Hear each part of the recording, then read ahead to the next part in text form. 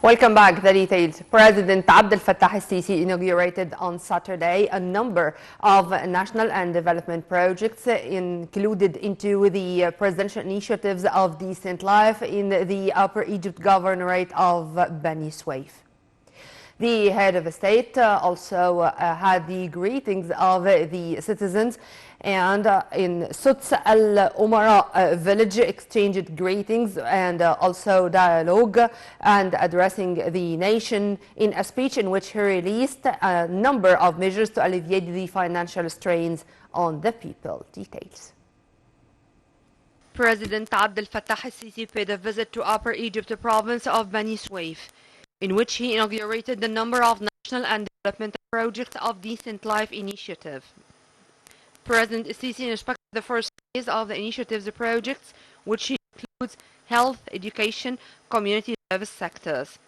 Earlier in the day, the people of Bani Suef gathered to welcome the president as he visited Suts al-Umara village, where he held dialogues with the crowds and met the invitation of citizens to visit her house in the village.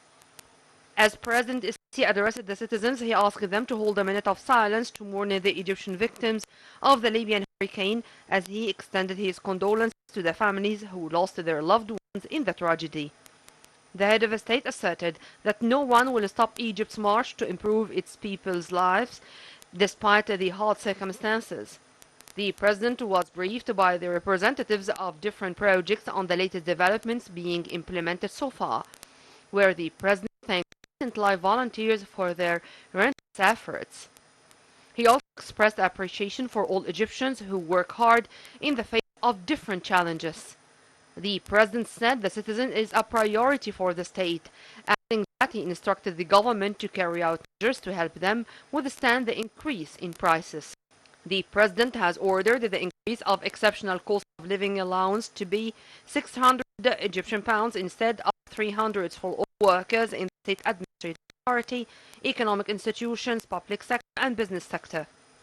The increase of the minimum salary of the 6th grade to be 4,000 LE instead of 3,500 for all those working in the administrative authority and economic institutions.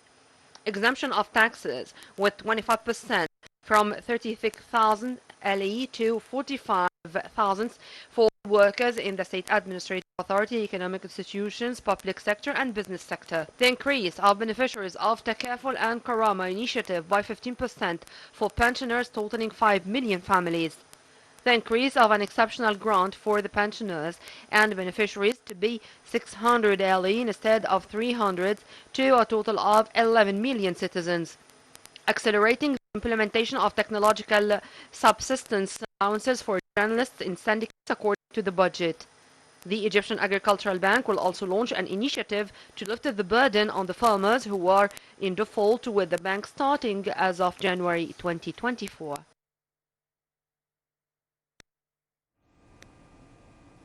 The National Dialogue welcomed the recent decisions issued by President Abdel Fattah el-Sisi during his visit to Bani Suef as an important step to alleviate the economic burdens on the citizens and to face the negative repercussions of the severe economic global crisis. The dialogue stressed that other similar steps are needed to support the industrial sector and to implement necessary plans to boost the private sector and to enhance the production in all fields. For its part, the Agricultural Professionals Syndicate released a statement welcoming the presidential decisions and confirming that all its branches announced their full support to the political leadership in its relentless efforts to improve conditions of life of all citizens.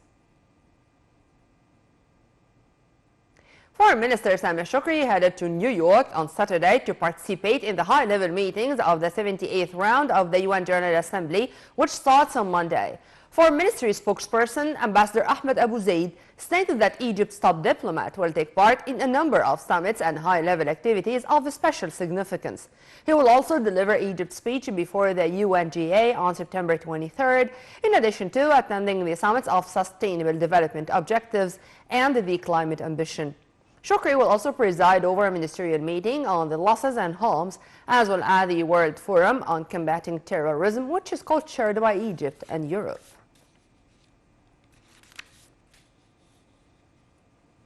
The Foreign Ministry said that it's following up on the conditions of Egyptians in eastern Libya in the flood-stricken areas through contacts and movements carried out by the Egyptian consulate in Benghazi.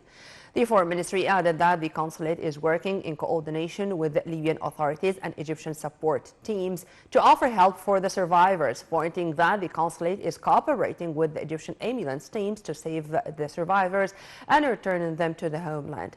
The Foreign Ministry also urged Egyptians to get far from the affected areas due to the possibility of spreading pandemics and closure of these unsafe areas by the Libyan army.